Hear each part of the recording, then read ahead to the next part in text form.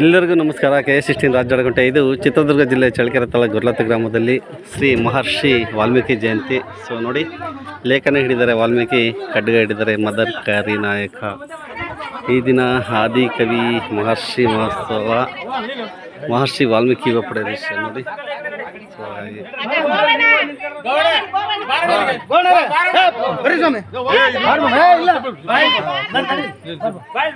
ಇದು ಗೊರ್ಲತ್ತ ಗ್ರಾಮ.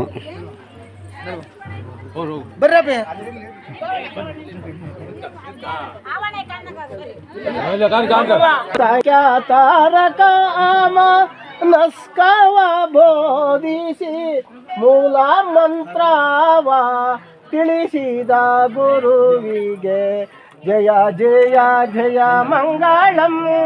ಶ್ರೀ ಗುರುವಿಗೆ ಜಯ ಜಯ ಜಯ ಮಂಗಳಂ.